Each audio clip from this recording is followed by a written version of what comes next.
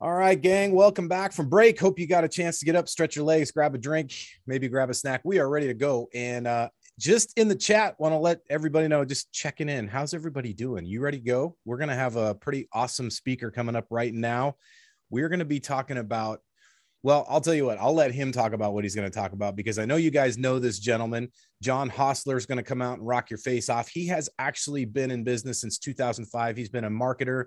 And more importantly, he really helps people with what I personally think one of the most important skill sets you can have as a marketer, as an entrepreneur, as a business owner, in fact, as an influencer in any medium, and that is copywriting. He's been doing copywriting for people like Anik Singhal, Bob Proctor. In fact, he's made millions for San as our primary copywriter here. You guys probably know him because he does copywriting, reviews for you guys on a consistent basis. And when he's not building out his own 7 and 8 figure businesses and product lines, he's hanging out with his family in Chicago. Are you guys ready to rock and roll with John Hostler? Give it up. Let's go. Are you ready? You guys look tired.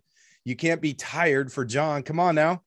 All right, look, John's up bright and early for us, so let's make sure we're up bright and early for him. Give it up for Mr. John Hostler. Thank you very much. I appreciate that very, very nice introduction. I also always feel so great about myself after these introductions. I think everybody should have one of these in the morning. Everybody should get sort of like this kind of delivery into the AM. This is terrific. So, and if you guys are feeling tired, don't sweat it. I'm tired too, but we're gonna make this thing rock, right? We're gonna talk about some fun stuff today. So, again, JT, thank you. I appreciate it. Everybody, thanks for spending some time with me. Absolutely appreciate your time. And let me just tell you, you're not going to see me on camera. Unfortunately, my laptop with the camera isn't fired up today. It's not working, so you're not going to see me on camera because I'm on my PC without a webcam. But we're going to do a lot of screen shares, so you won't be just staring at a blank screen this morning. But again, so welcome. Let me kind of dive into things because we got some work to do here. We got some stuff to go through. So first, yeah, as JT said, I've been around for quite some time now. I've been in the space since about 2005. And you started off dabbling in affiliate marketing, ended up very quickly finding my way into the copywriting world. And within my first couple of years online, I had started writing sales copy for a lot of the at the time sort of like the ClickBank gurus. Did a lot of the big ClickBank launches there for a few years.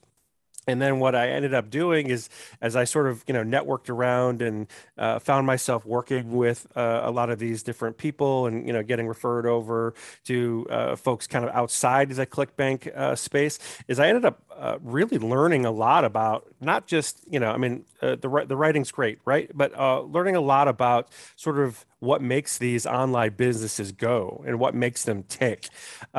So it was really cool, kind of being a part of a lot of these really massive launches because I just got to see, it's like, okay, so these guys they do the free trial. These guys they're doing free shipping with a physical product. These guys are doing like a reverse funnel, right? Like so I got to see just sort of all of these various processes that these big successful marketers were doing, just learned a lot. So got paid to learn. So it was a fantastic educational experience for me early on, and then I ultimately moved on and began doing my own businesses, creating my own offers, and still obviously writing copy as well. And just been around the block, right? So I've kind of seen it, done it, been there for all of it.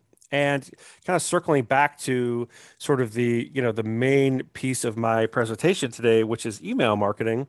That's in all my time and everything I've seen and everything I've done, email marketing it's like my favorite.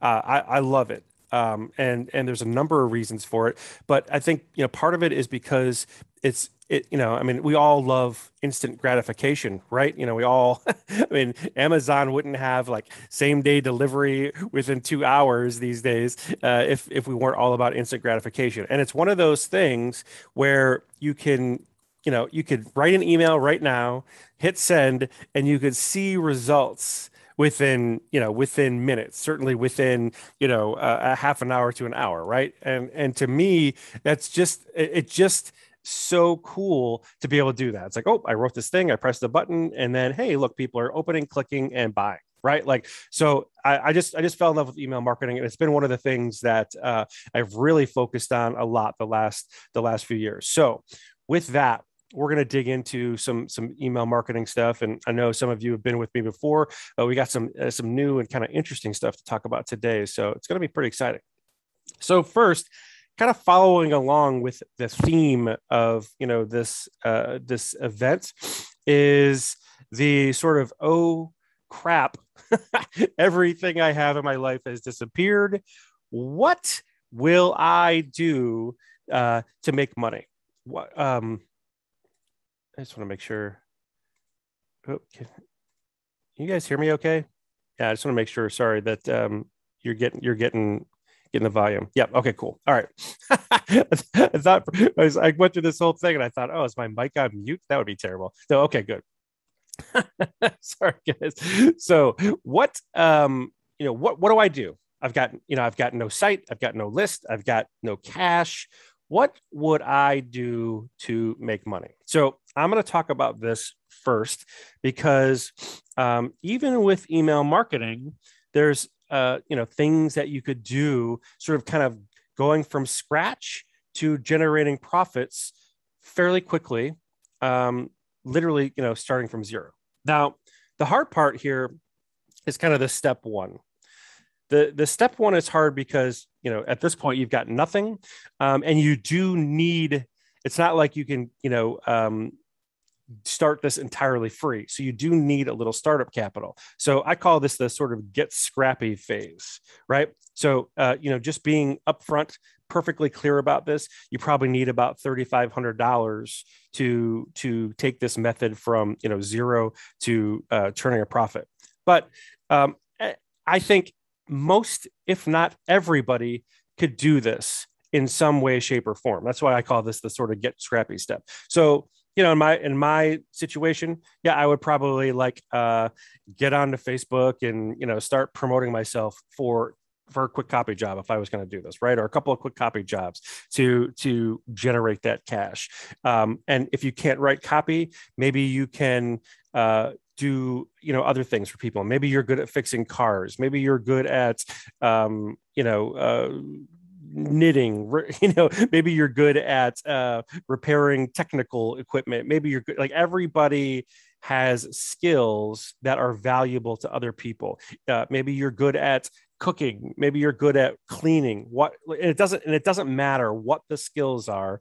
If you have a skill, you can make it convenient for other people to hire you for that skill. Now, I'm not suggesting you try to turn this part into the business. That's not the idea here. The idea is just to basically get down and dirty and generate about $3,500, right? And this might take a little bit, but even if it took a couple of weeks to get that, at the end of the day, or hey, if you got a credit card with some extra, by the way, if you, I'm saying if you literally have nothing, right? But if you got a credit card with some extra, extra balance on it, you want to do that, that's cool too.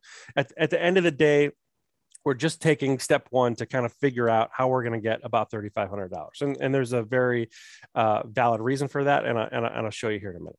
So once we've kind of accomplished that, then we're going to move on to step two. So I would do lead pages because they have a free trial.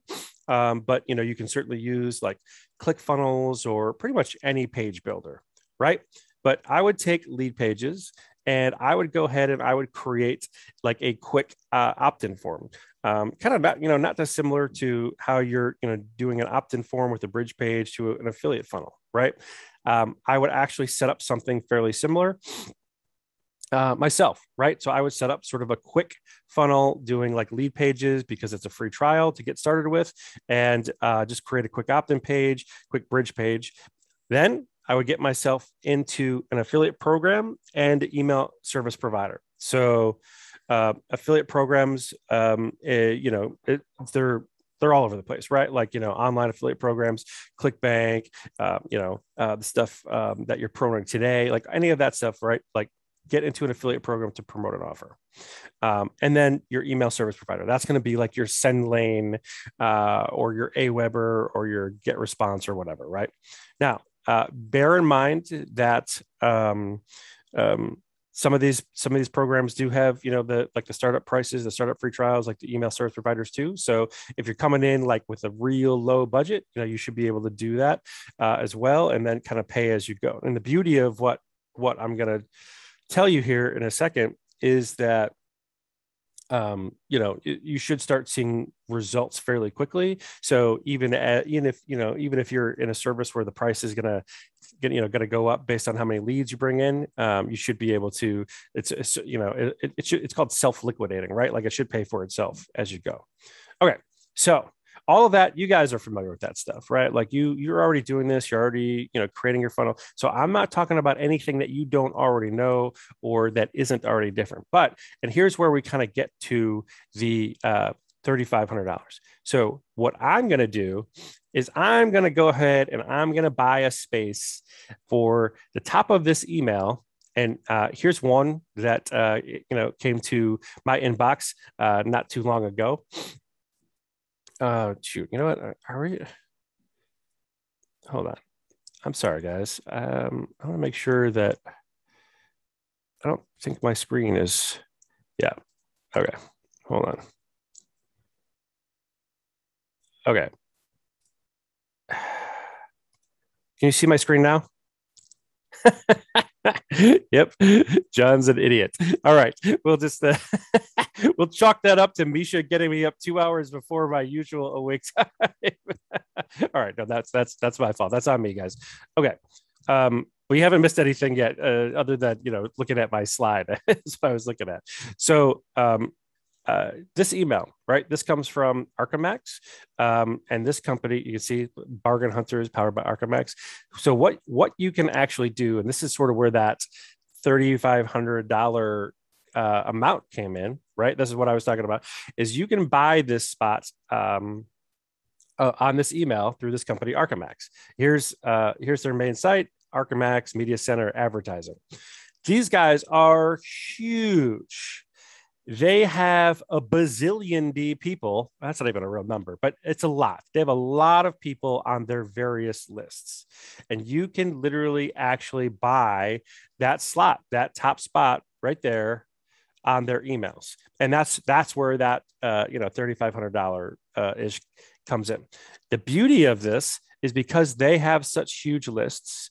When you buy that top spot, it is paid advertising. But the beauty of it is because they have so many people on those lists, if you do that email the right way, you'll get tens of thousands of clicks, which ultimately should result in thousands of leads, which ultimately should result in dollars and cents. So not just a return on your money, but actually like, a profitable return, like positive ROI. So I know it's not like some big crazy trick, because you are actually, it's paid advertising, but this is something that not a lot of people know about, which is, email advertising, buying space in email. And because it's not exactly overrun just yet from people in our space, there's a lot of opportunity to go do this and do it very quickly.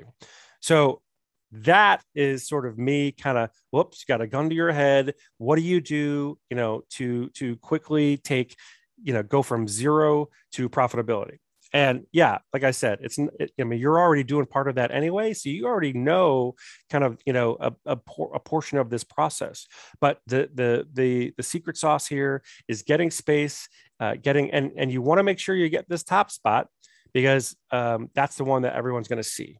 Right. But getting space in this advertising network will definitely afford good results. So that is sort of my little trick.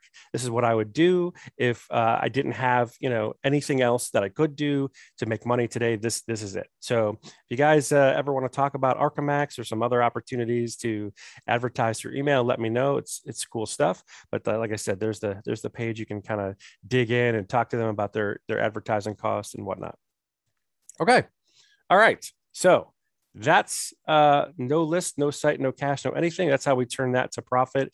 And yeah, I've had myself and some friends in the space have done this very successfully, and it works, right? So do what works.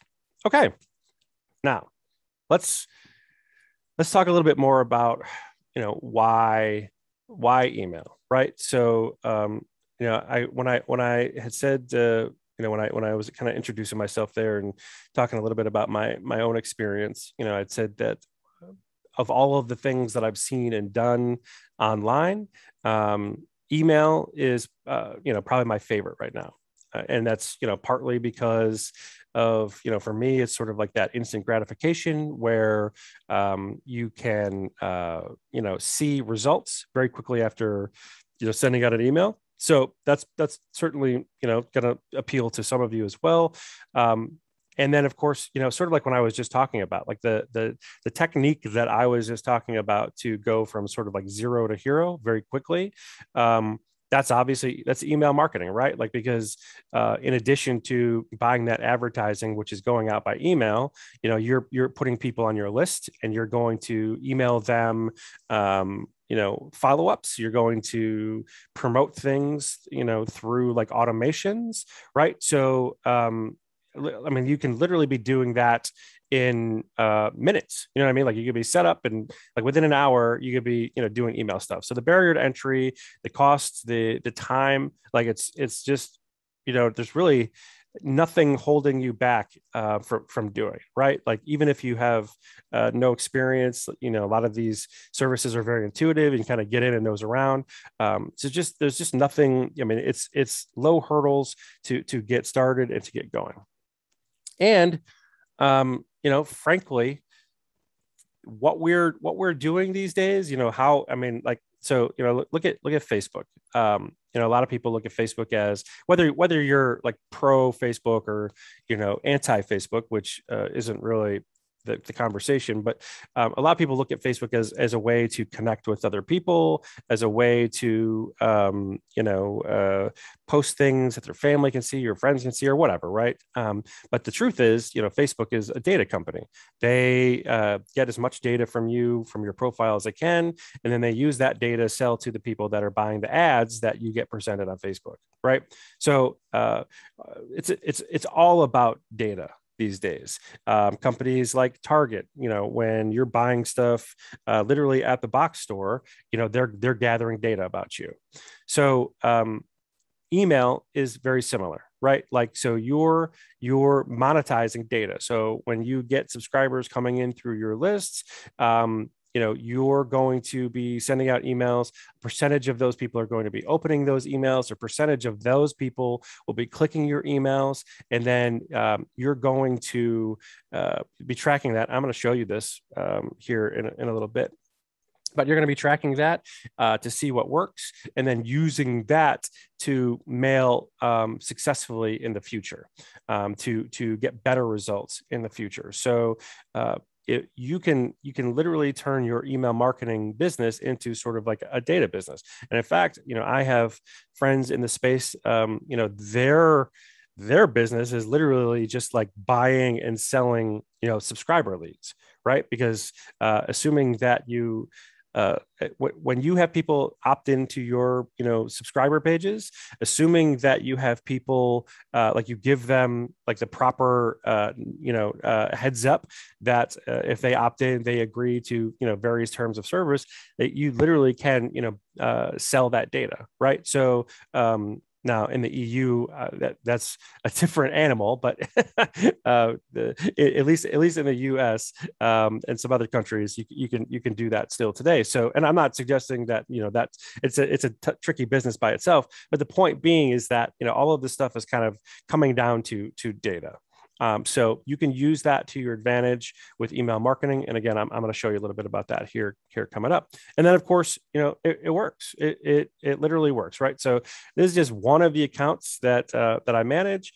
And I didn't get a chance to update it yesterday like I wanted to, but the point still stands. I screenshotted this a year to date basically just about a month ago. And this one account that I manage is, at $54,000, right? So this one account will end up being over $60,000 for sure. Usually this one, kind of hits about 60. And I like this one. And then there's plenty others that that I could show you. But I like this one because this one is almost sort of like, this one always ends up being like kind of like the value of like a pretty like decent like a mid-tier job out there, like an annual salary, right? So kind of like making 60,000 a year. So I love that this one, like you look at it and you go, hey, that literally, that email marketing is like an annual salary, right? And that's why I show this one. So yes, this totally works, and you can do many more of these and then some. If you follow some of the things that we're going to talk about, build your list, and go out there and make it happen. Okay, so that's why email. Now, before I dig into some of the other stuff, let's talk about Apple. Now you'll see that I'm not super in love with Apple. So let me explain it. Hold on, I gotta take a sip here. Excuse me, I've got that morning voice. Trying to get rid of that. So recently, Apple released something called iOS 14. Now I'm not sure how many of you are aware of what that meant to the general public, but the crux of it was they were going to have Apple users opt in to receive advertising. So what that meant was that most of the Apple users probably were going to no longer be seeing a lot of ads that they had seen in the past. And from an advertising perspective, it meant that, and it wasn't advertising, it was actually getting like privacy. It was like opt into privacy stuff. So like pixels, tracking info that places like Facebook have, like all of that, Google, like all of that went out the window. So it sort of created an uproar from an advertising standpoint, because it meant that now Facebook wouldn't be able to serve up ads quite the same way. The results might be kind of skewed. And all in all, between like AdWords, Facebook, a lot of the paid advertising, it was going to get more expensive to acquire a customer for whatever you might be selling. So from a user perspective, it might be great, right? Like you're not going to get tracked all across multiple devices, all across the globe. But from a standpoint of, like us as marketers, definitely making things difficult or more difficult. Now, people are still doing fine. The earth hasn't, crashed or exploded or anything, but it just, added another layer into, into the business. So in any event, we've been dealing with that for a couple of months, and then boom, of course, Apple said, hey, you know what? Let's take it to another level. Forget about just making it harder to advertise on Facebook and add, Google ads and all of that. We're going to make it harder to advertise by email.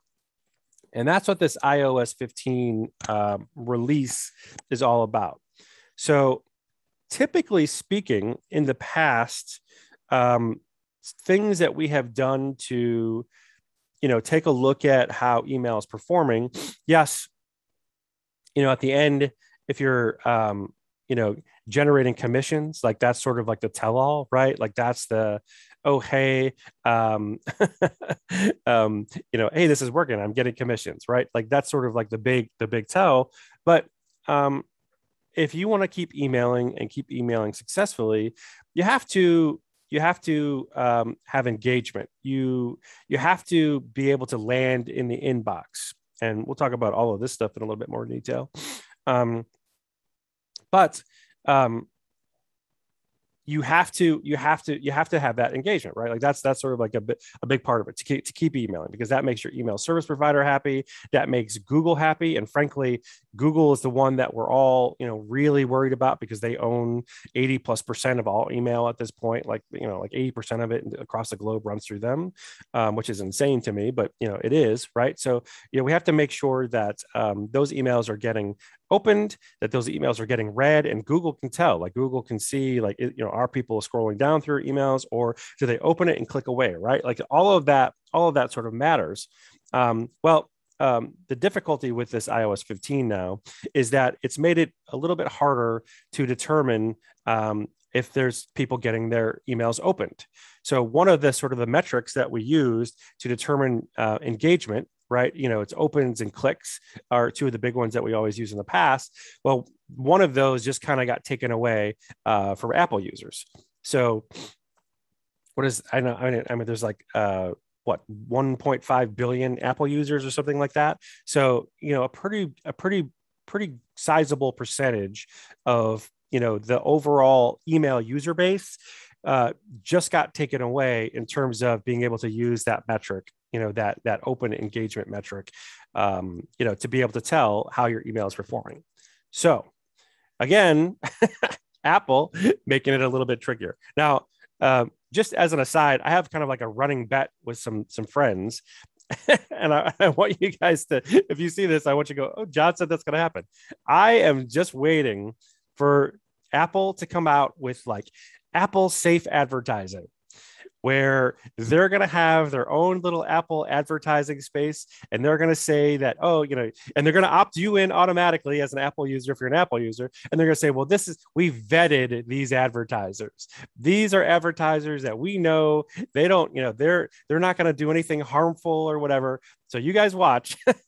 I'm just waiting for it. So Apple has basically made it impossible, not impossible, but it made it very difficult to, for advertisers outside of the Apple ecosystem to advertise now through, paid ads and through email now.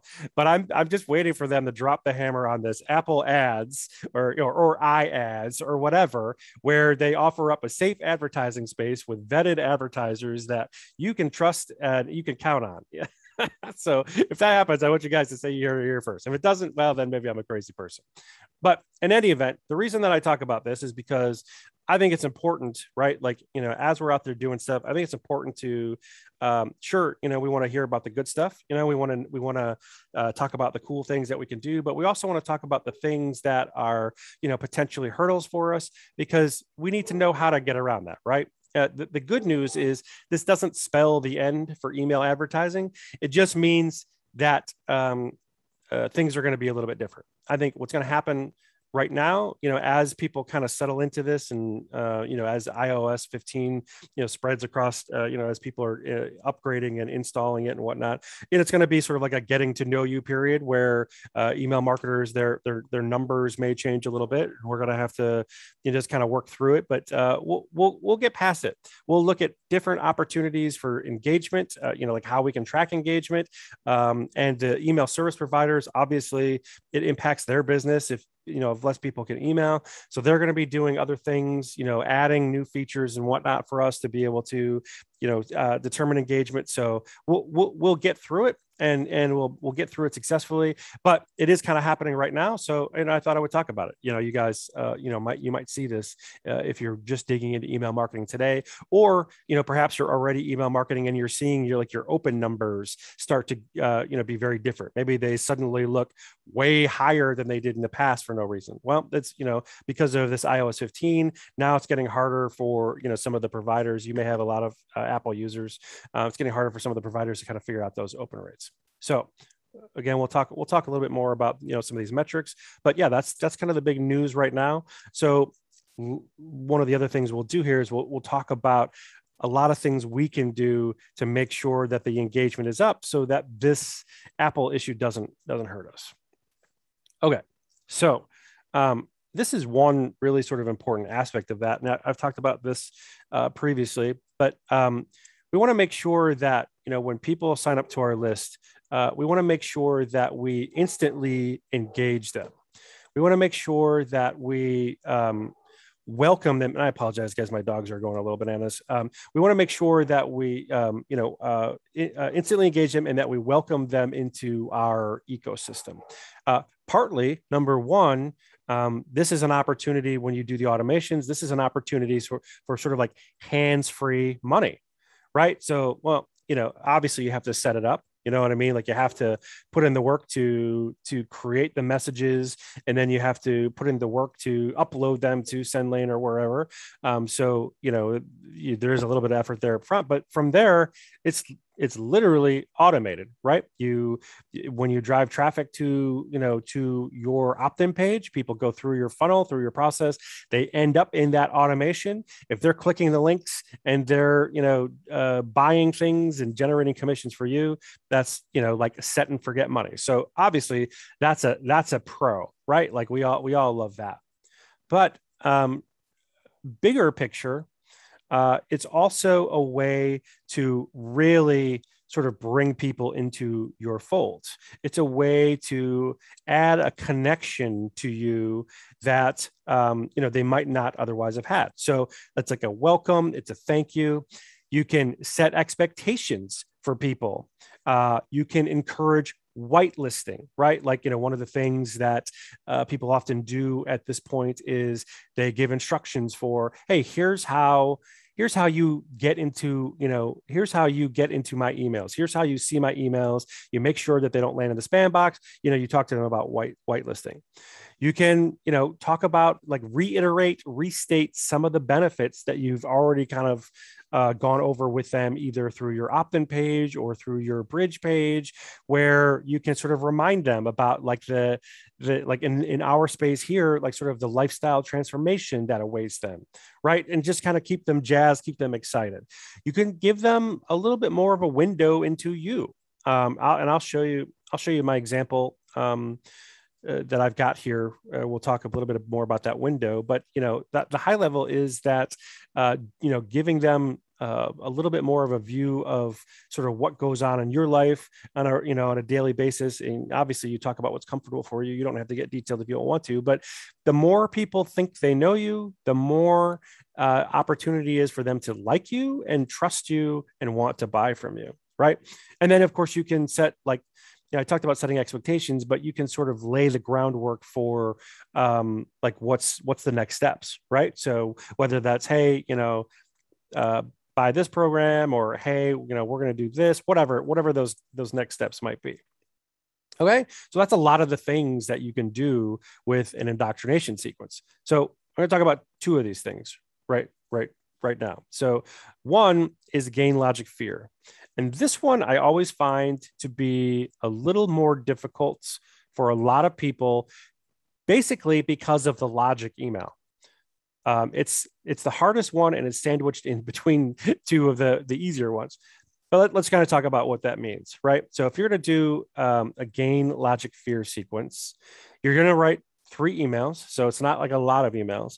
And the first email is going to be about what the subscriber has to gain for joining up with you. So when I think about gains, like, a lot of people naturally like, oh, well, they're going to make money, right? that's why they joined the list. Okay, sure. But what you really want to do is you want to paint a picture, right? You want to give a subscriber, like a painting to look at and that they can imagine immersing themselves into. So when we talk about gains, think about, the way that I recommend doing these kinds of emails is literally just bullet point out all of the potential benefits. And that could be sleeping in late, not needing an alarm clock, not having to drive in bumper to bumper traffic, not having to report to a boss, being able to make as much as as much or as little as you want, being in control of your own income, like all of those things. And we could kind of go on and on and on with that, right? But all of those things are sort of potential benefits for being in this business, or for signing up under you to help guide them through this business. So when we talk about a gain email, those are the kinds of things that we're talking about. What are all of the potential things that they could gain? And then you work that into that email. So it's like, hey, hey, first name, thanks for signing up. You do a little intro paragraph, and then it's like, hey, now that you signed up, blah, blah, blah, blah. And you start talking about the potential gains, right? And giving them that picture, painting that picture of the things that they have to gain by being a part of your ecosystem. That's a gain email, right? Now, the fear email, I'll talk about the logic last. The fear email, which is the last one, that's literally like the flip of the game. So here, what I see a lot of people do is when they think of fear, they think of, oh no, this is about to expire. Oh no, time's almost up. Or, act today. There's limited spots. Like they think about urgency, and that's what that is. Those things I just talked about, those are urgency. So sure, urgency can create some fear, but if you really want to connect on a deeper level with people, and that's one of the things that we try to do, with our copyright is connect with people on a deeper level, or get them to connect with us on a deeper level. If you really want to do that in this sort of, this first 3-message series, what you actually want to do is, like I said, the flip of the game. So all of those benefits that we started bulleting out, and I highly recommend you bullet these things out for yourself so that you have them to use in your emails later. But all of these things that you bulleted out, well, now it's the fear of not being able to do that. Right. So when you talk about the fear email, it's not just, oh, well, this is going to expire in 24 hours or, oh, there's limited spots. No, it's, basically reminding them that by not sort of following through or not doing, like not following the steps that you've laid out for them, potentially now they can't enjoy any of those benefits. Now they're going to have to keep waking up to that stupid alarm clock that they hate, or maybe they've got to get in bumper to bumper traffic, or maybe they still have to work for that boss that they hate. Right. Like, so all of those things that you talked about as a positive on the gain side is now a negative on the fear side, because they won't be able to enjoy or experience those things that they really, really want to. Right. And that is how you kind of create the fear. So sure, work in some urgency or whatever in that particular message, but absolutely remind them what they have to lose. That's what a good fear message is about. Okay. Now, sandwich in between there is logic. Now, logic is tricky for most people because, and I struggle with this one myself. And I have to, when I do a logic email, I have to like write and rewrite, because it's easy to want to, deliver these messages from an emotional standpoint and try to tap into people's emotions, to help get them to take action. With a logic-based email, you're doing less of that. You're literally giving them, the logical reasons to proceed. Right. So when you think about the logical reasons to proceed, now we're kind of talking about like the, this training program, it takes 4 hours. So you could, and you're always going to work a little copy around it. Right. But I mean, you're giving like, okay, a lot of times you wouldn't talk about how long a training program would cost or would take. You wouldn't talk about the cost, like those things you sort of take out of copy because you're trying to hit the emotions and you're not, but in this case, you're hitting the logic. So, this training program only takes 4 hours. So, within the next 4 hours, you could be started and, be generating leads and commissions, right? So that would be like a kind of thing that you could talk about. Or, well, this is only $7 today. And again, it kind of walks the line of being salesy, but this is only $7 today. Normally it's, $27. So by acting today, you're saving, X dollars, right? Like things like that, when worded properly, are going to appeal more to that logic-based personality. So the beauty of doing all of this is that you wrap this less emotional, more logical message in between these two highly emotional messages. So you sort of get people from all like, some people are going to react, they say people learn through different modalities, right? Like they see it, they write it, whatever. This is kind of similar. People react to things with different levels of emotion. So it could be, that the gain, like all the positive benefits, that's going to hit certain people a certain way. The logic, there's some people that they're just more logical, right? Like they don't act on emotion, or the extra emotion turns them off. So you're going to hit those people with that logic-based message.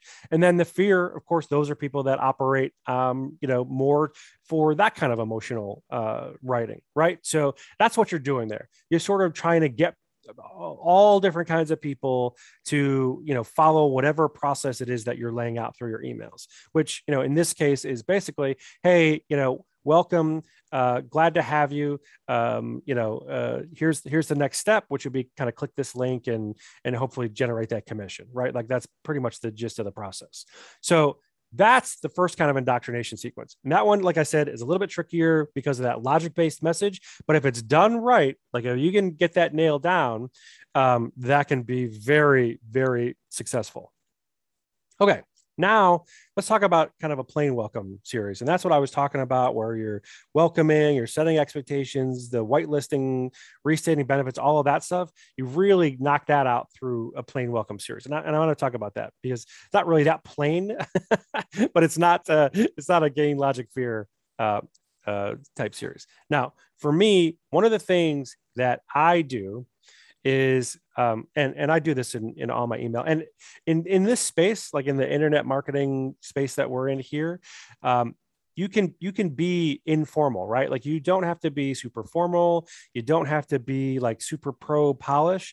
In fact, if you can inject a little bit of your personality, and I call it flavor, if you can inject your flavor into these messages, people are really going to enjoy sort of being part of your process, whether it's just like, oh, I can't believe that email, or oh, I really like this person, or whatever, right? So, in this indoctrination series, part of what we're doing is, like I said, we're kind of like welcoming people into your ecosystem, bringing them more into your life, giving them more of a view. So if you could do that with a little personality, that's going to go a long way. So you see that I try to do that with how I write these. Yeah. And I would suggest, trying to kind of get into that mode yourself, where you're, trying to have a little bit of fun with it. Right.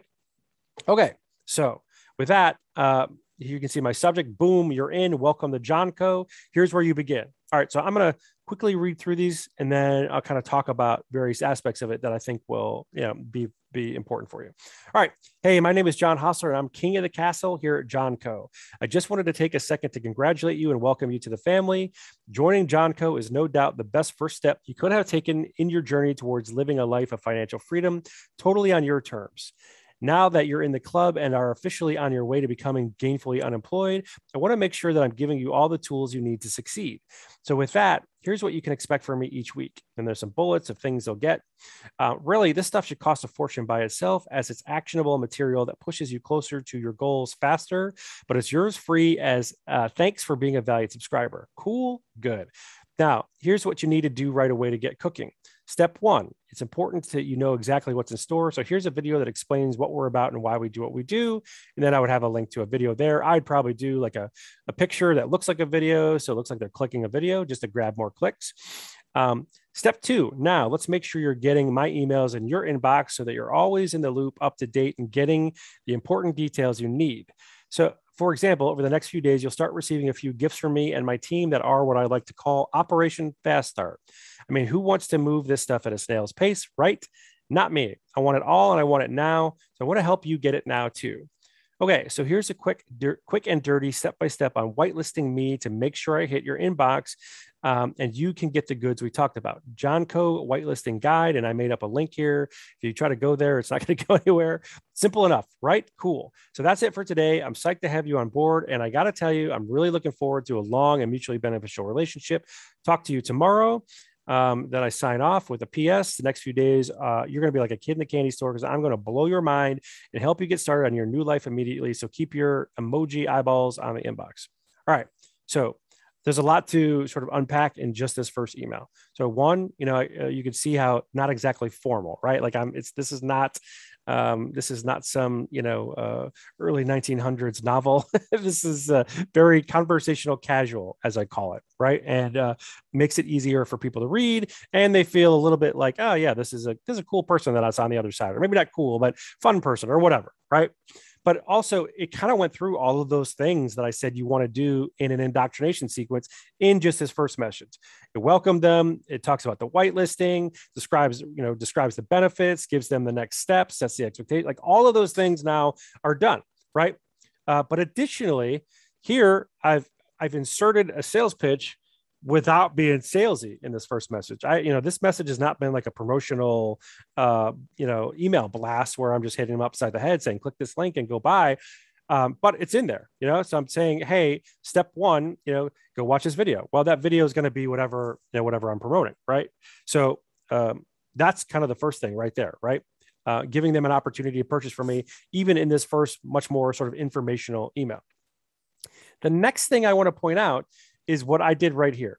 And if you've seen me do this before, you heard me talk about this, but I personally, now, I mean, we all, use bonuses as a way to sort of get people to do something, like whether it's extra bonuses to get them to buy something on the VSL, or bonuses in an email to kind of keep them engaged. And, we promise them bonuses in a video or whatever, right? Like bonuses are, commonplace, here in the space. What I like to do is I like to not call them bonuses. Right. I like to give them little names.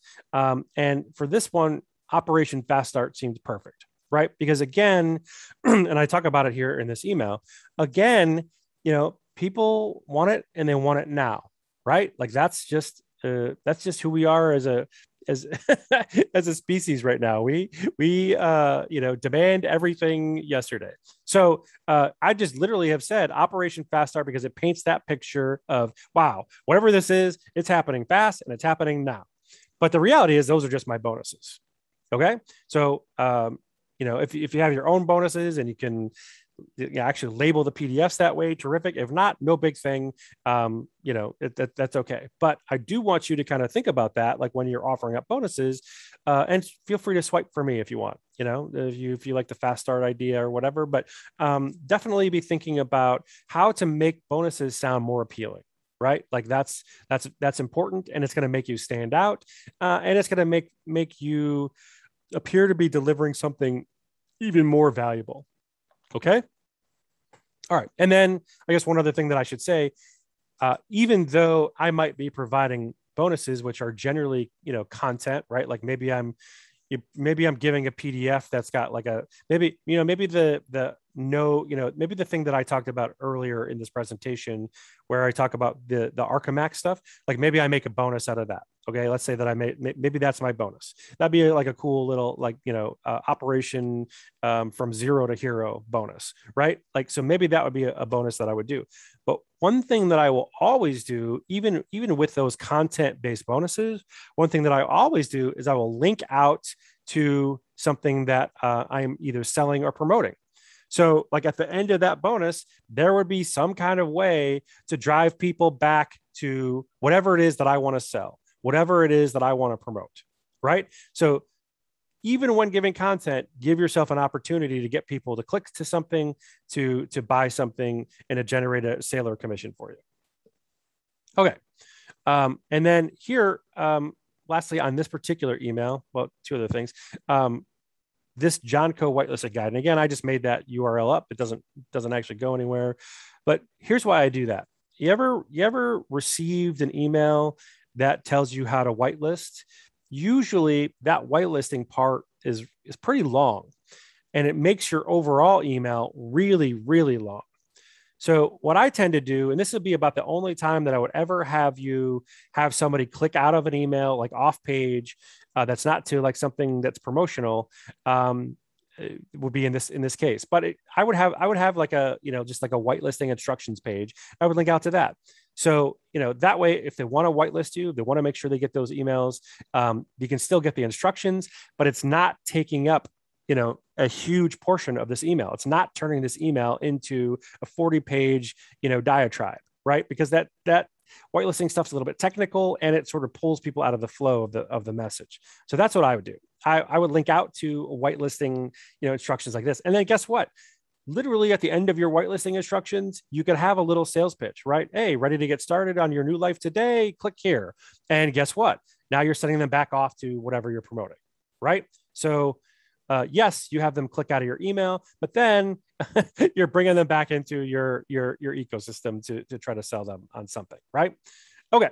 Now, last thing here, if you guys have seen me, talk about like driving clicks and whatnot and formatting, you'll see that I'm a big fan of using like emojis and emoticons, sparingly throughout your emails. So rather than, again, just trying to kind of keep with the fun of things, rather than saying, the word eyes, just using the little emojis there. So definitely sprinkle those kinds of things throughout your emails as well. All right, let's move on to the next email.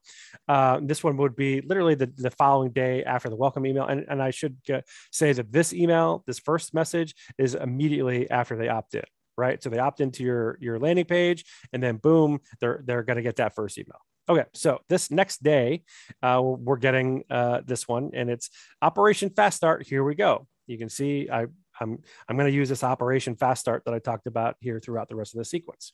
Okay. Hey, name, John Hostler here, following up as I said I would. I told you I was going to give you the goods, and I meant it 100%. So here I am, delivering on that promise to start running you through Operation Fast Start. This material is going to lay the framework for you to begin finally building your own successful online business where you are the boss and you make the rules. But before I do that, I know you already saw my video and peeked behind the curtain of my life a little. But what I didn't tell you is that one of my favorite parts about this whole internet lifestyle of ours is that I get to be home literally every day with my wife, my kids, and all our rescue animals. We're like one animal short of a farm, I think, or one animal short of a farm here, I think. Let me show you. This one is a picture of me and my cat, Mew Mew. Yes, Mew Mew, in my office, obviously working hard. This one's a picture of me with my old man, Hemi, because he purrs so loud. This one's me and the baby Carter. He might be the derpiest cat I've ever met. And in case you think I'm some crazy cat lady, oh no, name, I've got a handful of doggos too. Here's my two boys. Two big boys, Cash and Philly, along with the derp cat. And here's the bossiest little curmudgeon of a dog, but I love her and spoiler rotten, Stella. And did I mention the wife and kids? LOL. So yeah, I couldn't fathom doing anything else in this world. Any kind of job or whatever that pull me out of the house on a daily basis just wouldn't work. Anyway, enough about me. This is for you and about you. I know you've got your own reasons for wanting to transform your life. So let's get on with helping you get there. Okay. This is the first part of Operation Fast Start that I promised to send you. You link out to the content. You're going to love it. It's the primer that's going to get the gas flowing and start your sales engine revving. Go have a look right now and let it sink in a little because there's more coming your way tomorrow. And then sign off with a PS. Just call me Captain Over Deliver, why don't you? Because I'm about to get jiggy with it and let you have part 2 of the Operation Fast Start materials today as well. No waiting. How do you like them apples? Click to the content. And then tomorrow, I'll shoot over the third and final Operation Fast Start training gift. So keep an eye out for this subject line, winner, winner, chicken dinner. Okay, so let's talk about a couple of things with this email. So one, yep, got a bunch of pictures of me with, my slew, my posse of animals. 2, again, kind of doing this in a lighthearted, way that's casual. What I'm really doing here is I'm getting people comfortable with me, right? So somebody that, signs up to my opt-in page and gets this email, they're definitely going to feel like they know me a little bit better. And they're going to feel like they know my personality a little bit better. They're really going to open their arms up to me versus like, let's just say it's just some anonymous landing page, right? That people go in and then they sign up and then they just get promotional emails. You know what I mean? They just get hammered with promotional emails after the fact. That's going to have a lot less impact on somebody than something like this. I mean, I've literally given people an actual window into my world. Now, it's not a lot. It's just me and a picture of, it's a picture of me and my animals, but it is a little personal. And it does give people a kind of a view into who I am and how I live. So do you think people are more likely to, buy the stuff that I'm promoting? Yeah, absolutely. Right. So that's one of the big important things that I've done with this message, right? Is I've, and you've already done a video. So this, with your bridge video and then doing stuff like this, people are really going to feel like, hey, I know this person. I like this person. I want to buy from this person. All right. But so that's one of the kind of the key parts of this email. The other part is I continue on this Operation Fast Start, right? Like where we talk about, giving the bonuses like a more valuable feel. But I also make it look like not only am I doing what I said I was going to do, I'm doing more than I said I was going to do. Now I call myself Captain Over Deliver and I kind of have fun with that, but I offer up more content when I didn't promise that before. Right. So sort of the idea here is just looking like giving them the feel, when they're in my sequence that, yes, John will do what he said he's going to do, but not only that, John's also doing this, right? So it's just like I'm going the extra mile for them. And then one other sort of important thing about how I close this email off here is when you see that very last line, I tell them, because we talk about one of the sort of the important things, people love to be sort of guided through experiences, right? Like if you like, let's kind of side by side two concepts. On the left, let's say you have, like a training course on, how to make money online, but there's sort of no like flow to it. There's no, like, it's just a bunch of videos, that maybe they have good content, maybe they don't, whatever, but it's just a bunch of videos, no real flow to it. And then on the right, you have, like a process where it's like literally step one. You can't even get into the step 2 video until step 1 is achieved. And then once you've achieved step 1, now you've achieved step 2.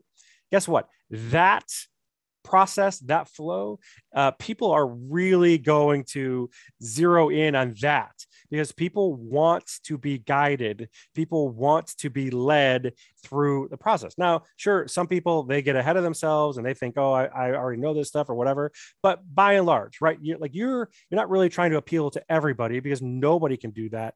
You're just trying to appeal to as many people as you possibly can to get a larger number of people to take action, right? That's always your objective. You're never going to appeal to everyone. In fact, some people might look at this email and think I'm a jackass or I'm a clown, or they would never buy something from me because how could I put animals on it? Whatever, right? Like you're always going to have people that just aren't into you for whatever reason. But as long as you can get a larger number of people that follow your lead, you're going to be okay. So that's why we close this off like this, is because people, by and large, like to be led through. They like steps. They like sequences where it's very clear. Here's what you do first. Here's what you do next. Do this, then do that. So you'll see part of this email flow is right, that each email is kind of guiding them to the next step. And that's how we close this off. So tomorrow you're going to get the third and final bonus. And then also watch out for the subject line. And you can see, again, I keep using sort of these little emojis, which is something I talked about with those eyeballs. Use of that stuff sporadically throughout your emails is going to help you get more opens and more clicks. Okay. So now we move on to that third and final email of this particular sequence. And this one is going to be sent the following day after the last one. Here's our subject line again with the little chicken, winner, winner, chicken dinner. Okay. Hey, Name, it's your boy John here again. And listen, the last couple of days we've had some fun together. I like you, and I think you like me. And I know we're going to do some great stuff for your business. With that, let me just make sure that we're still moving you towards your goals. In my last email, I sent you 2 pieces of the Operation Fast Start training gift as follows. And then I'm going to have, the links to the 2 that we've already sent them. I also showed you my catitude. So if you didn't get those links or see my picks, you missed out big time. And if you did miss that email, hop into your email inbox search field and do a quick search for the subject line Operation Fast Start. Give that a once over and then come back. Now, if you did see that message yesterday, or you just went and read it just now, that means you're totally caught up and you are ready for the final piece of this actionable Operation Fast Start training. Yeah, I totally saved the best for last for you. I know it's going to connect some dots and create some aha moments that you may never have considered before. And better yet, it's going to help you get over your hurdles and finally get moving to success. I recommend grabbing a coffee or tea and getting in a nice, comfy, quiet spot and taking it all in right now. It's time you started making moves towards your best life. And this is step number 1. So what are you waiting for? Head over and check out the last piece of Operation Fast Start right now. And let me know if you need any help or have any questions. You know I got your back. Then I sign off. Here's a PS. People often ask me what was the difference maker that took me from $0 in sales and making over $10 million online. I tell you what, I got a shortcut with this. And then this would be linked out. It was the catalyst that sparked daily sales and commissions and put me on the path to my new life. I know it can help you too. So when you're ready to take the next steps, I can't recommend this enough. It's about as plug and play as I've ever seen. And again, that will link out. VPS, I've got more cool stuff in store for you too over the coming weeks and months. Now that we're family, I'm always going to be looking out for you. So you just need to keep looking out for my emails. Okay, good. All right. So that's the third and final of that short sequence. Let's unpack some things here. So first off, again, following through with the Operation Fast Start, and talking about it as if it's a valuable, program for them versus just some extra bonuses. One of the other things I do here too is I make sure that as many people as possible have read my emails, right? So it's more valuable for me to read for someone to read all three of my emails. There's a better chance that they click with me. There's a better chance that they take action, like clicking a link, buying something that I'm promoting, right? So I do that by sort of, making fun of myself, talking about my catitude in my pictures. And then I tell them literally, here, do a search, and that's the subject line of the previous email. This is something that if you have sequences, try to work that in. Try to make sure, hey, if you missed this email, blah, blah, blah, here's why you want to go back. Because people will miss some of your emails, right? And you want to make sure that they read all or as many of them as possible. So that's sort of the first thing that I did there. Then here, now, look, when you think about how people usually talk about bonuses, and I've already hit this a little bit, but when you think about people usually talk about bonuses, they usually say stuff like, oh, I've got some great bonuses for you. Ooh, you're going to be so happy. They're so valuable, right? Like that's usually how people talk about bonuses. Now, look at what I did here, right? Like all of this is talking about a bonus, but again, I called it Operation Fast Start. And look, I mean, it's going to connect dots and create aha moments that you've never considered before. And better yet, it's going to help you get over your hurdles and finally get moving to success. I recommend sitting down, digging in, and getting your learning on, right? Like I make this sound like this is really valuable. And that's something that I think a lot of people miss, especially when we reduce these to bonuses, is they miss making it sound like it's valuable. They say the words, but telling me that something is valuable, everybody says it's valuable, right? Like show me, make me feel that it's valuable. And that's what this does. And that's what I want you guys to do with these emails, right? Like make them feel it. Okay. All right. And then down here at the bottom, this little thing right here, this is one of my favorite little tips. If you guys have heard me before, you know what I'm going to say here, but yes, it's great to have a call to action, right? Like, subscriber, click this or go hit that button. Yes, call to action will get people to act, but it's also good to link out. So I would link that right there out to whatever it is I'm promoting, right? I tell you what, I got a shortcut with this. Here's why. Because for some people, so I've just said, people often ask me what the difference maker that took me from 0 to 10 million was. I'll tell you what, I got a shortcut with this. For some people, when I say that, they're going to be like, huh, what was the shortcut that John had that took him from 0 to 10 million? What was that? Well, I'm literally saying it's with this. This was my shortcut, right? So when you do stuff like that, when you kind of allude and hint to this, and you link out to this, you'd be surprised at the number of people that will click that just because they're curious about whatever thing it was that you said you got a shortcut with or whatever. And it doesn't sound like it's a sales pitch. I'm not saying click here to do that, right? Like I'm not even telling them to do anything. I'm just saying, oh, this is what worked. This is what worked for me. A lot of people will be drawn to that. Right. So it's a nice little move to work into not just your indoctrination sequences, but your email marketing overall. And if you want to geek out on it like I do, create different tracking links for, different links in your email to see, which parts clicked the most, which links get clicked the most. You'll be surprised at the percentage of people that click on stuff like this. Okay. All right. Now, and then finally, yes, I'm sending them back to, the Operation Fast Start earlier in the email. And then, yes, now I'm just sending them directly to whatever it is I'm selling. So I got a shortcut with this. That's going to link out to whatever it is I'm promoting or selling. Here, when you're ready to take the next steps, again, linking them out to whatever it is I'm promoting or selling. So just giving yourself a chance to close a couple of sales, at the last part of this last email. And then finally, I'm sort of doing one more, hey, yes, this is the end of this series, but don't go anywhere because I've got more stuff in store for you. Right. So again, we're just sort of future pacing and setting the expectation and letting them know what steps are next. So This series, if you can take some of the elements that I talked about here, you're going to create yourself a really nice indoctrination sequence that's going to develop a relationship between you and your subscribers. And that's going to generate more clicks and more sales. Okay. So there's a lot of really good stuff inside of that we just talked about. All right, let's continue. Oh yeah. One last little thing. Engagement was already important because engagement gets you inside the inbox. It tells Google that people want to read what you're writing. And it also is how your email service provider kind of looks at like your list management skills. So engagement was already important. You want as many opens as possible, as many clicks as possible in your emails in order to continue landing in the inbox of your subscriber. Okay. But now, even more so, because of what I talk about with iOS 15 coming around the corner here, engagement is even more important. We want to do the things that we can do, which is a lot of the stuff that we're talking about today, to get those people opening, reading, clicking.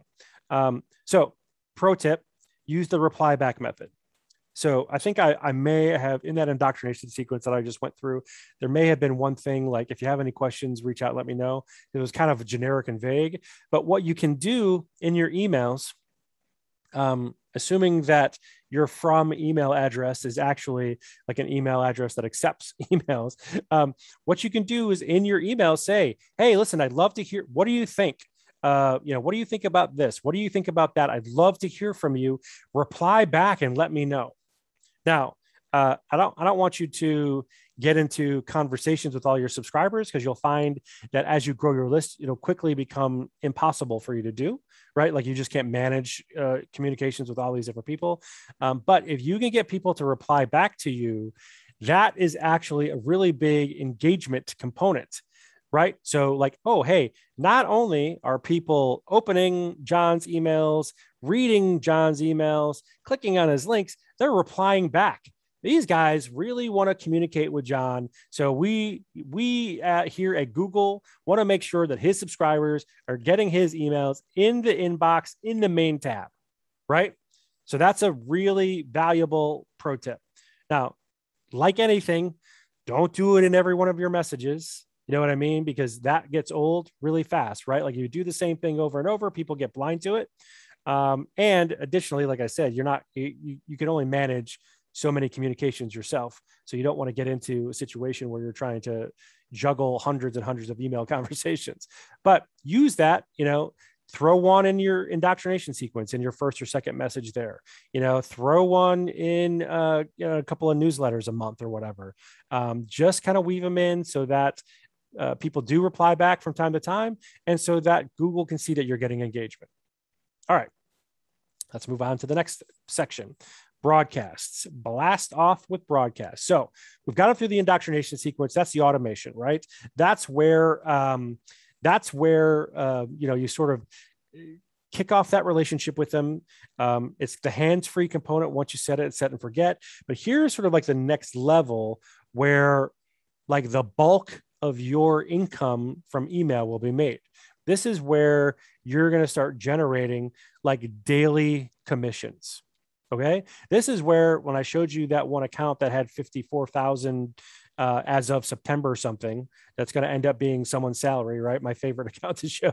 This is where, like that's done in the daily broadcasts. All right. So let's talk about these. We call them bulk emails, but broadcast emails, really. I mean, you're sending out two broadcasts every day, Monday through Friday. Okay. So we'll talk about the scheduling here in a second. But first, I want you guys to get in the habit of emailing. I call it training your list. Guess what? If you start off building a list and you don't email the people on your list, what you're telling them is that you don't plan to email them. So when they do get an email from you, they're going to be confused. Either they're going to unsubscribe or they're going to, worse, mark it as spam, or they're just going to ignore it.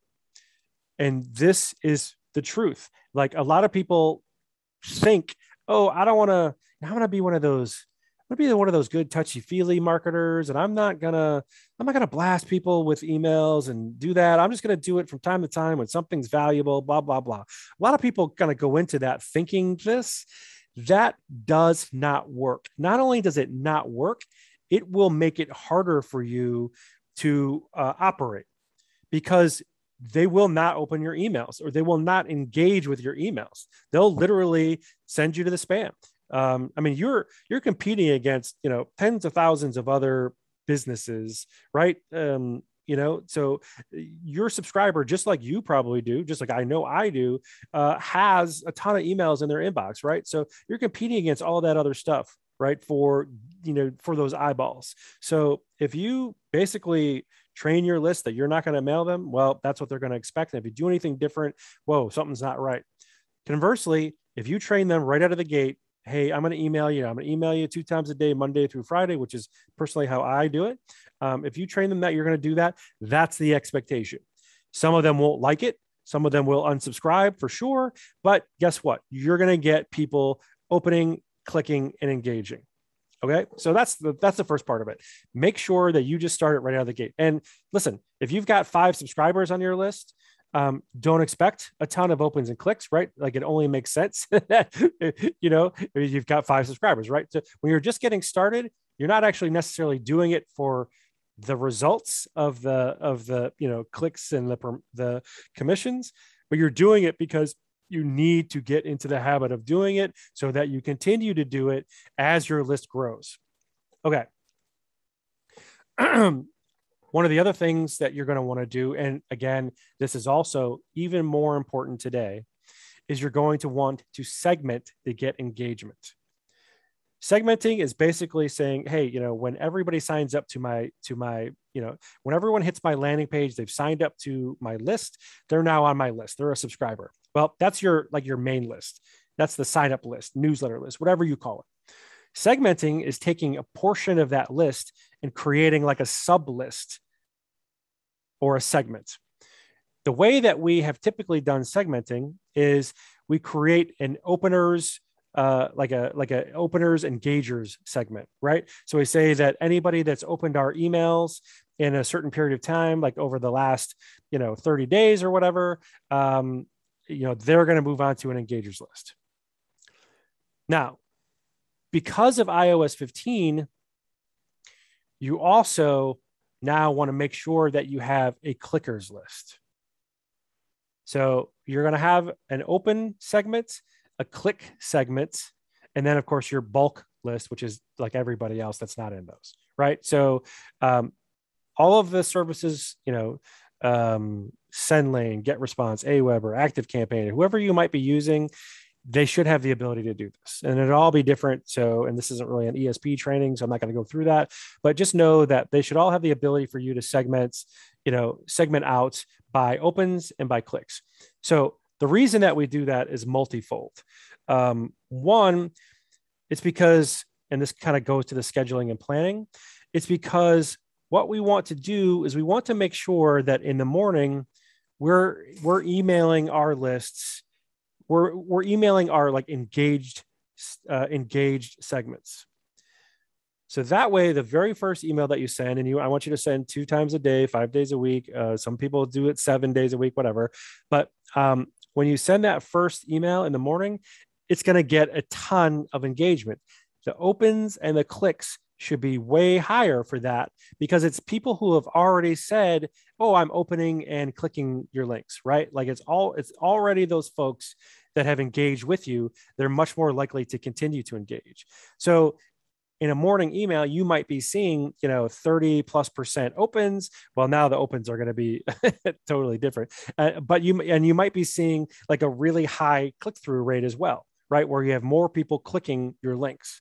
So what this tells the ESP is, wow, John's got a great engagement. So we're going to make sure that we do what we can on our side to make sure that, his account stays in good standing and he keeps landing in the inbox.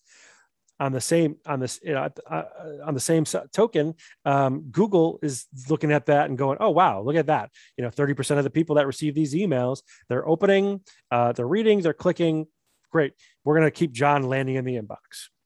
And it's crazy that this is, what it kind of boils down to. And obviously there's some other factors here, but that's really kind of what it boils down to, right? Like, I mean, that's how it works. If the ESPs and Google knows that, people are interested in what you're writing and what you're sending, they're going to help make sure that you get in the inbox, stay out of the spam box, which is, definitely going to hurt your opens and clicks, and even making sure you're getting into the primary tab, not the promotions tab, right? Like those things are definitely going to work to your favor. Okay, so segmenting, super important. And now not just an opener segment, but also a clicker segment. And I would send both of those in the morning. I could send to the opener segment and to the clicker segment.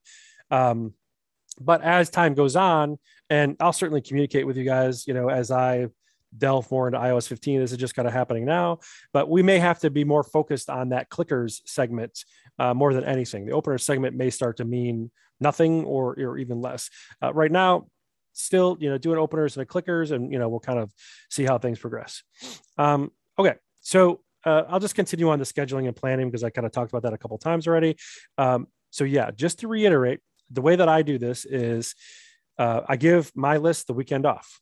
I found that works best. People come back Monday, like the Monday numbers are genuinely pretty good because people, I haven't blasted them with emails, that the last couple of days, right? So Monday through Friday, 2 times a day, 1 in the morning, 1 in the afternoon. I actually send mine out at like 8 a.m. Eastern and 5 p.m. Eastern. Okay.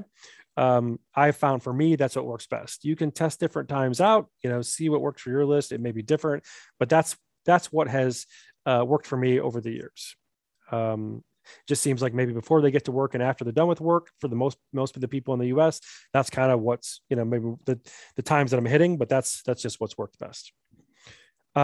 Also, to the point of not emailing over the weekend, I'm going to tell you this, right?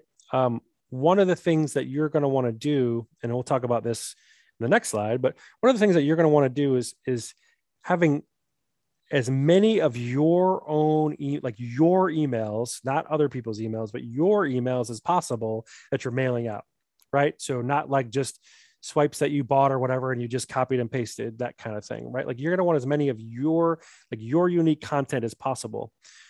Trying to do that 7 days a week gets tough. I mean, I'll tell you what, I have days, right? Like, and I've been doing this forever, it seems like, but I have days where, putting together a good email isn't easy, right? Like maybe I'm feeling tired, maybe I'm just burned out. The day was a long one, or maybe whatever, right? Who knows? So I know it can be difficult sometimes to put out, quality emails on a daily basis, much less 2 times a day. So doing that 7 days a week, that can get a little much. So that's one other benefit to kind of taking the weekend off. You give them a break, you give you a break. Okay.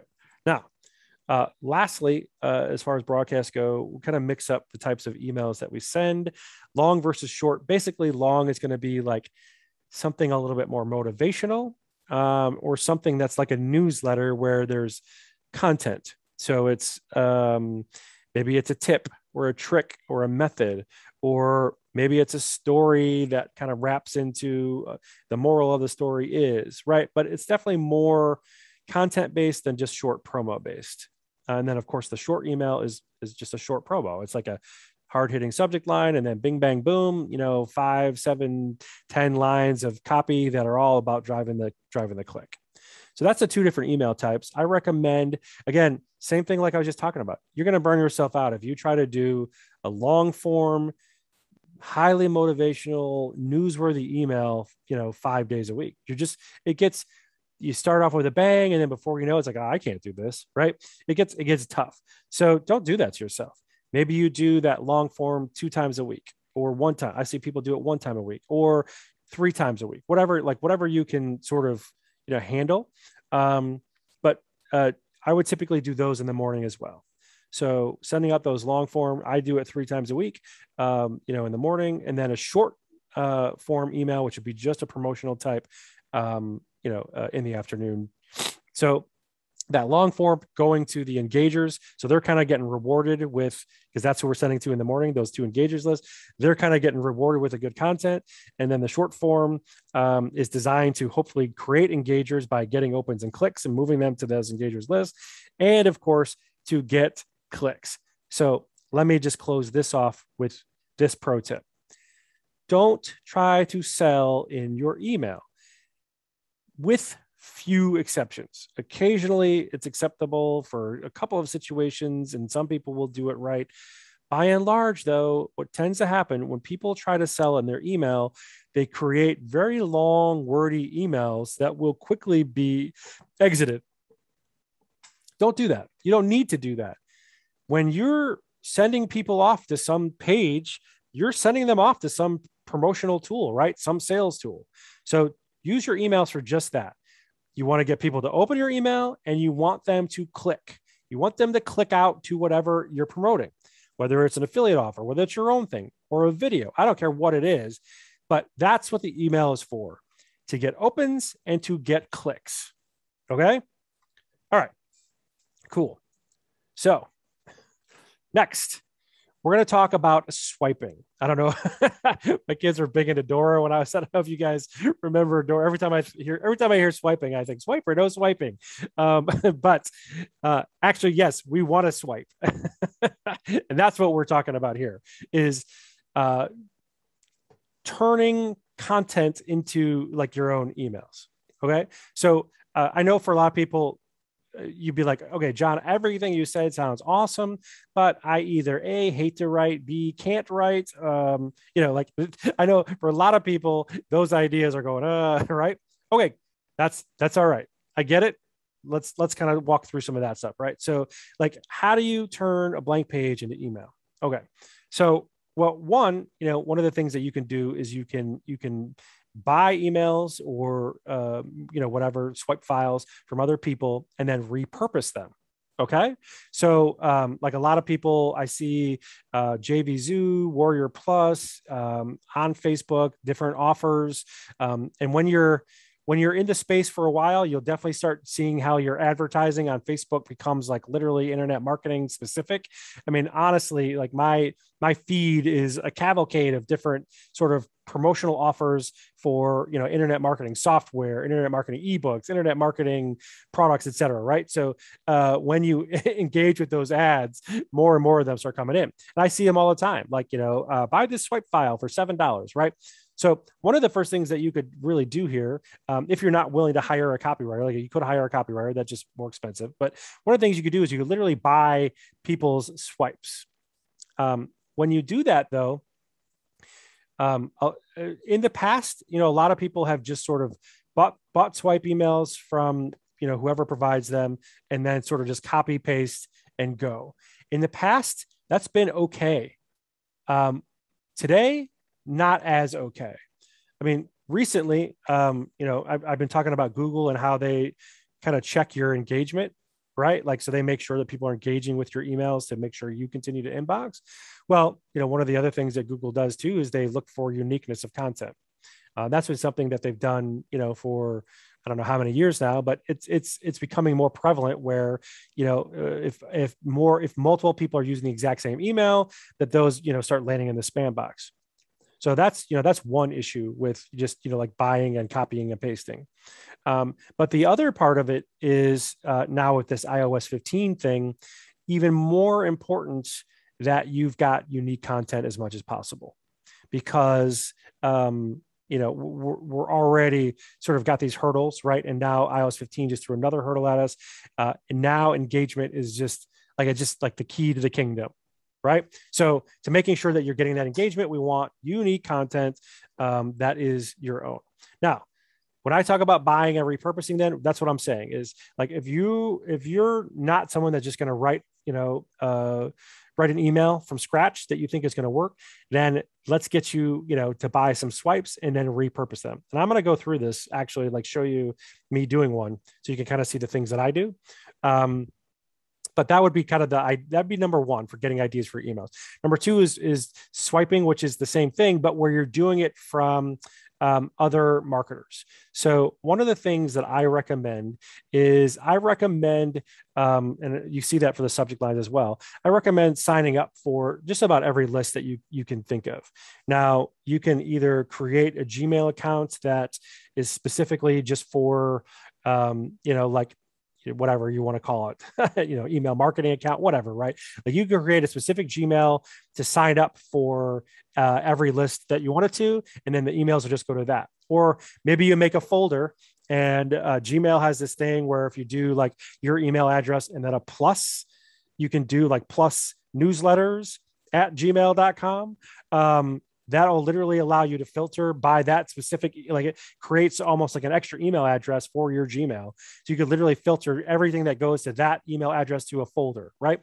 Whatever you do, however you do it, get on every list that you possibly can, because that's going to allow you to see what other marketers are sending, both for their subject lines and for the email body copy.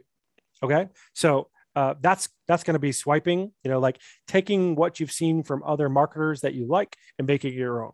So that's some ideas for quickly coming up with emails from scratch. And I'm going to show you a swipe here in a minute. I'm going to do a swipe with you. But so let's kind of talk more about the subject lines.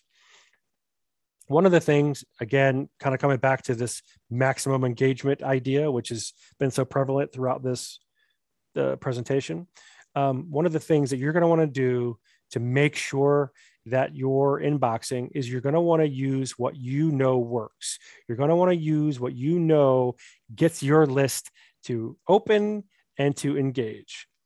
The way that we do this is through tracking results. I'm going to go through this here in a bit, but just high level, when we're working on subject lines, we're going to use what we already has proven has worked. Again, signing up for everything so that you can swipe, right? So trying to basically allow you to create emails, subject lines, and body copy, kind of like using other people's efforts, whether you're just buying these packages or whether you're getting these messages, from other marketers where you've signed up to their list, right? Like that's kind of what I'm talking about right now. Obviously, look, if you can go and create a really good email from scratch, that's better, right? Like that's what I want you to do if you can do that. But if you can't, I want you to know that that's okay. You can absolutely be a really good email marketer, even if you can't do that, because of what I'm talking about right here. You can buy and repurpose, or you can just straight up swipe other people's subject lines and email copy to create your own. With the caveat that when I say swipe, I don't mean like copy paste, right? You want to get away from copy paste. One, technically speaking, people own the copyright to their email. So, you can't just like steal their words word for word, right? But two, that's not going to benefit you, right? Like, because we're talking about trying to get unique stuff. So we're talking about just giving you ideas of what to write. All right. So let's actually do a swipe. Okay. So we're going to hop into John's inbox and I want to show you something. So you see this right here. Look what I've got. Mail swipes, coaching, copywriting, e-com, internet marketing, survival. And I used to have like a Nutra in there. I've got a marketing newsletters. Like I walk my walk, right? Like, so what I tell you to do, it's stuff that I'm doing. I'm not just telling you to do stuff that I wouldn't do myself. So here I'm in Brian Moran's swipe file. These are just a number of marketers that I'm subscribed to.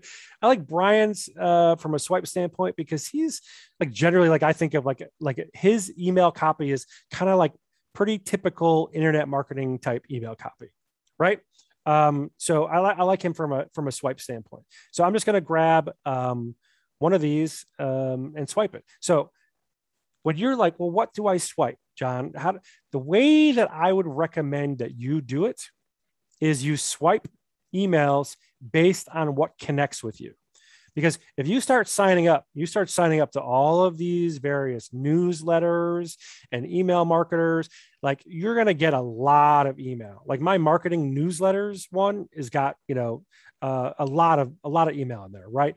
So I don't want you to just go like randomly just grab one. I want you to pick one that grabs your attention, right? Because I mean, you are sort of like your market, right? Like you're in the same space. You want to do the same things your subscribers do. So if something catches your attention, there's a good chance that it's going to catch one of their attention too, right? So that's kind of like your gut check of what do I swipe if it catches your attention. So not just everything. And if you see an email and it doesn't grab you, then why would you try to create another version of that for other people, right? Okay. So or as you start tracking, which we'll talk about here shortly, if you see something that looks like something that has worked for your list in the past. So like this one here, I've got bad news. I know that works, right? Oh, he's got some pictures in here. Cool. I know that works, like the bad news, good news stuff. So I'm going to grab this one. All right. So subject. Sorry, I have bad news. Brian, if you're watching this, I promise I'll make it my own. Okay. So you're going to see that I like to format everything in my Google Doc.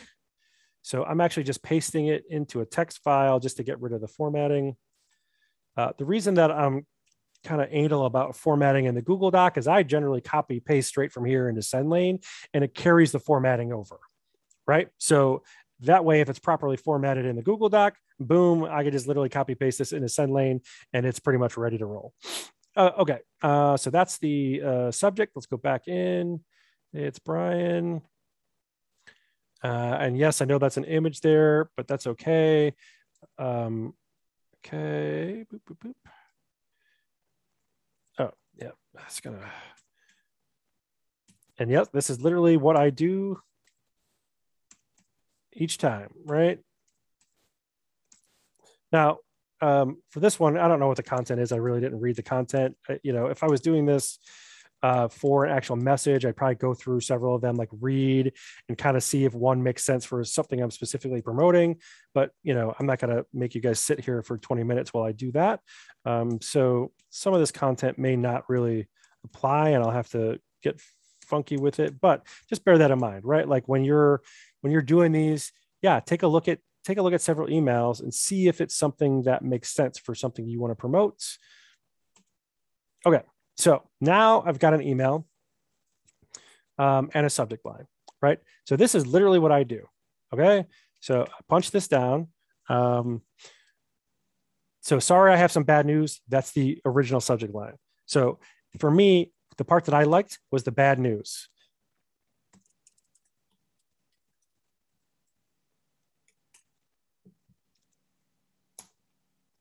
Okay, so as you can see, the idea here is the same, bad news. But I've taken sorry, I have some bad news to whoops, bad news, frowny face. I don't know if mine will necessarily work better than his, but I know it's the same idea, right?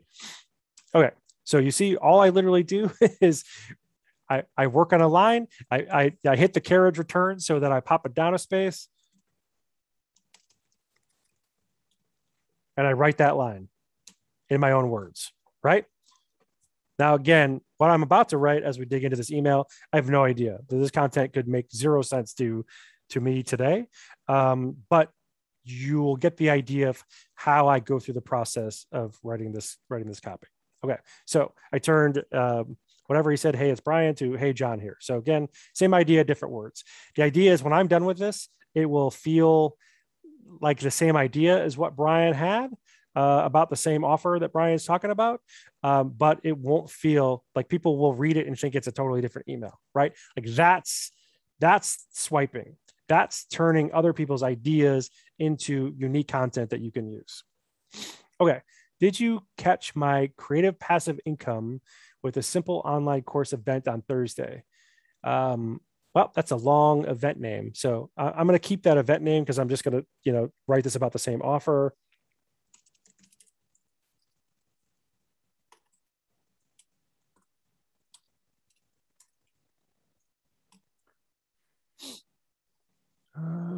So I'm just going to copy this.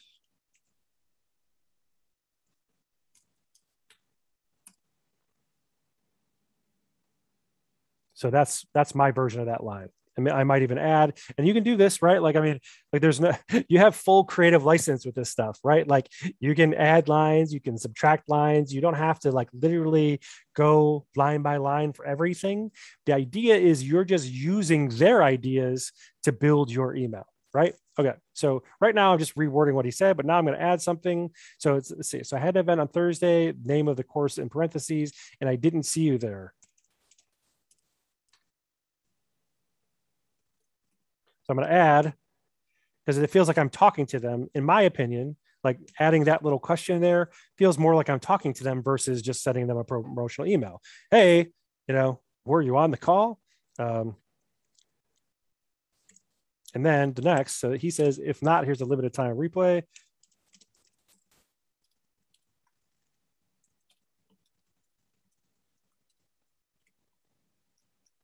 Now I'm turning that line into 2 lines.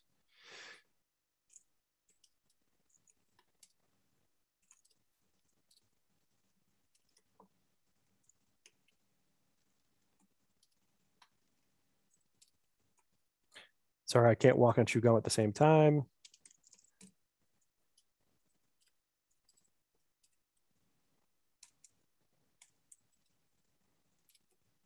Okay, so if not, here's the limited time replay. Basically turned into, that's okay if you couldn't make it. I know life happens. So here's a replay for you if you missed it. Check it out shortly though, because it's only live for a short time. So again, one very short line became 2 lines. In other cases, I'll remove a line altogether. So over 30,853 people from all over the world have registered to watch this training. Everyone wanted to see my number 1 business model to build a successful online business. What I reveal every time. Okay. So I actually don't want to use that line. Okay. So there's a perfect example of me doing that. Let's see. So everyone wanted to see my number 1 business model to build a successful and sustainable online business. What I reveal works every time, no matter the niche or the industry in, and no matter what product or service you're trying to sell. So if you're trying to make more money online, but you're overwhelmed. Okay, cool. Yep. So,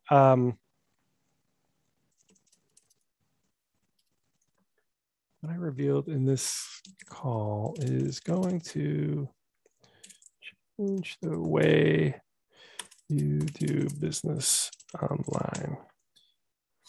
So change that a little bit from number 1 business model to build a successful and sustainable online business to what I revealed in this call is going to change the way you do business online. And then, because I really like this line right here. This is a powerful line. So I was trying to get more focused on that. So what I reveal in this call is going to change the way you do business online because it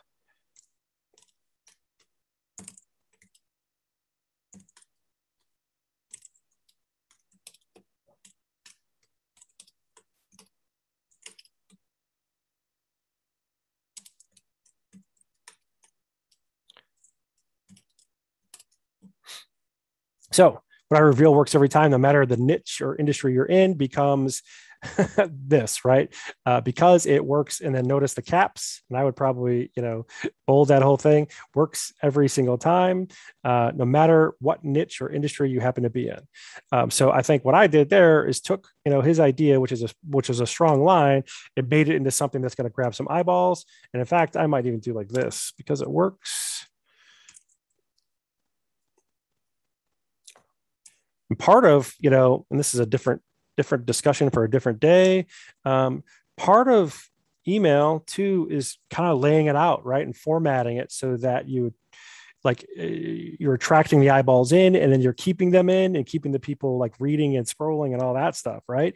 So when you do things like this, and maybe I wouldn't do them like right on top of each other, but like this is going to grab people's eyes, as they scroll through every single time. And that's big, bold stuff. You know what I mean? And then no matter what niche or industry you happen to be in. And I'm just going to leave it at that.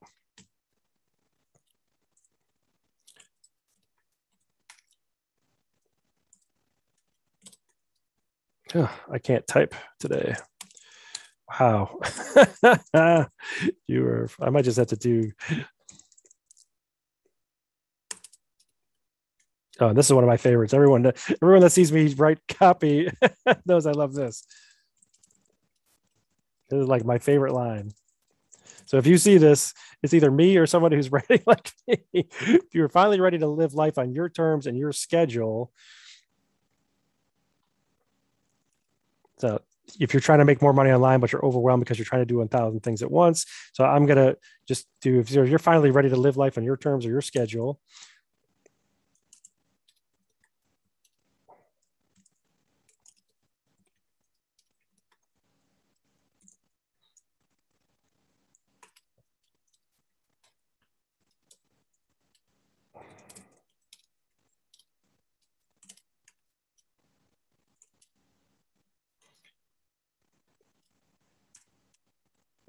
Or if you're feeling overwhelmed and you simply aren't sure what steps to take or what to do next. So that's, taking this idea of, or you feel stuck and you're not sure what to do next. Now he says you have one last chance to check it out before too late. I'm going to do what I talked to you about earlier, right? So you guys remember when I said you don't always have to have a call to action. Yes, call to action is valuable and important and it works, but you don't always have to have that. In this case, I'm going to do exactly what I said that I do. I'm going to say this.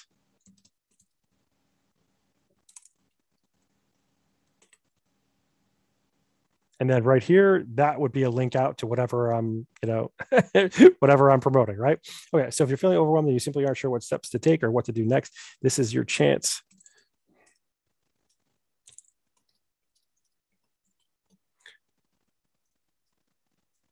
And I would just hyperlink that. I'm just going to do it so you can see what I'm talking about. Okay, and then I'll get rid of this. You have one last chance. Now this says, unfortunately, you lose access to this training at midnight tonight.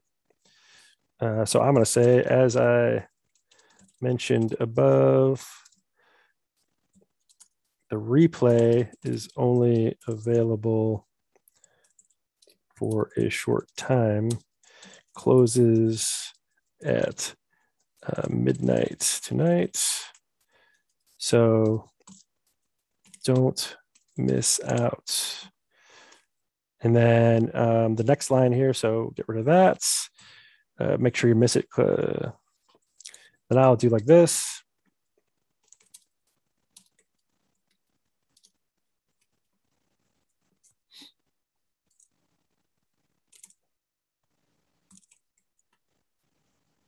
Right, and then this whole thing would be bolded.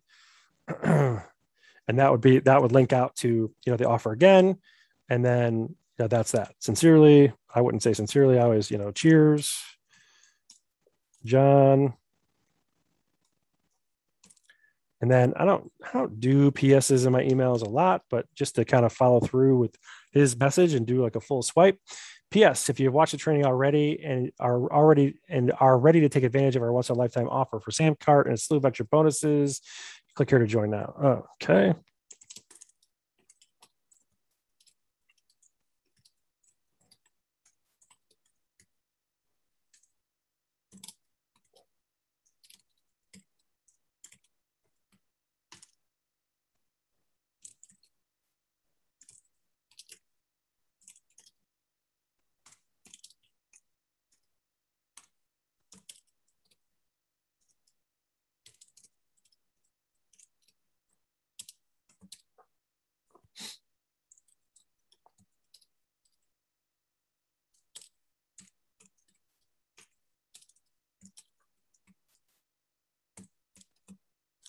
Okay, and then it'd be another so PS, you always, bold those. Bold here again. I tend to bold most of my calls to action. All right, boom. So not the best PS, but like I said, I don't usually do PSs, but here you go. So what I just did was I basically just went literally line by line on someone else's email and just made that my own. Sometimes I deleted a line. Sometimes I maybe broke it into 3 different lines, like right here. Remember when I did this? Because I wanted to emphasize that it works every single time, and again, I was just kind of following his lead on the copy. But this is what a swipe is all about, right? So I didn't have to think of all of this stuff on my own. I just looked at someone else's page and turned their copy into mine. And I guarantee you that if somebody saw this, like if Brian saw this, he wouldn't accuse me of anything. Like he would see this and think this is totally unique content, right? Because it is. Because all I was doing was using the swipe as a way to guide me through writing my own email. Okay. And that's how you turn other people's subject lines, other people's email product into your own unique content. And listen, I know this isn't going to be, easy for everybody out of the gate, but I will promise you this. If you do this on a regular basis, you will get better at it, and you will find like the emails that stand out, that you're good at writing. Like everyone's kind of got their own style of writing and whatnot. If you practice doing this, and you do it every day, if you're sending out these email messages, you'll find that you're going to improve over time. So, and don't be afraid of it, right? Like, I think the average reading level in America is 3rd grade right now. So like, don't worry. Like if you look at this email and you go, John, I don't think I could do that. Right. Like mine will be a little this or a little that. Don't worry about it. Right. Because literally, seriously, you're kind of appealing to the lowest common denominator when it comes to like the reading levels. So just do what I just showed you, use other people's email to create your own, and just keep doing it. And see what gets you results. And as you start getting results, you'll be able to kind of find what direction works for you with email style. So with that, that's swiping, right? That's probably the easiest, fastest way to go from no email copy to having emails. So let's move on here to the last part of the presentation, which is maximizing your data. So this is all about data, right? And I've talked a couple of times about tracking. So I'm going to quickly show you. I think this is, yeah. So this is the manual process that I've done in the past. I used to do this. I now have a software that I use that automates it. But I do have, I will, if anybody wants this, let support know after the call. I'll give them the spreadsheet, by the way. But basically the gist is this. As you can see, I've got subject lines left, last use date, that would have been the mail date, open rate, CTR, total clicks, link clicks, unsub clicks. So here's what this is. This is me, and I would do this every Sunday night. I would log into SendLane. I would spend a couple hours going through the different SendLane accounts, literally writing the subject lines that I used, the date that I emailed them, and determining what the open rate was, the CTR was, and how many clicks that generated for me. So the purpose of this is this. One, to make sure, that I'm not reusing the same email subject line or email too many times, because you should repurpose your own content, by the way. Like, it's ridiculous to think that you're going to write, 300 emails a year, every year. Like, it's just, it's unlikely, right? Don't make it too difficult for yourself. So, if you have an email that performs really well, reuse it, like 30 days later or 40 days later or whatever, you know what I mean? So one, this spreadsheet kind of tells me, okay, I haven't reused the same email or same subject line, in a certain period of time. But two, it tells me which ones actually get engagement, which are these two numbers, right? Like, here's an interesting one. So like, you look at this, if you're just going on open rate, okay, you look at these and you go, wow, this 21%, this past due one, that's the one. Sure, that's great. But look at this down here, this get paid to send emails with the question mark, exclamation, question mark, that had only a 16% open rate, but a 10% click-through rate that got 1,212 total clicks compared to 785 clicks up here, right? So the point of this is to look at all of your engagement and see which gets the best net result for you, which is this, the clicks. Now, link clicks and unsub clicks. So total clicks is all of the clicks that happen in your email. But you have unsubscribed links in your email, and this is SendLane. SendLane counts those as link clicks. So really, link clicks is the most valuable because this is people clicking out to whatever it is you're promoting. But still, it stands. If we go back to, where is that email? Right here. Get paid to send emails. 895 link clicks compared to 450 link clicks for past due, even though this had a bigger open rate, right? So this allows you to kind of see which emails are getting which results so that you can reuse the emails that work well. Maybe in 30 days, so this one, this get paid to open emails. You think I'm going to reuse that? Sure I am. Because look, it gets 895 clicks, right? Bonus. That's huge. So yeah, I'm totally going to use that one again. So that's kind of one part of it. Two, it's to see where you want to swipe yourself.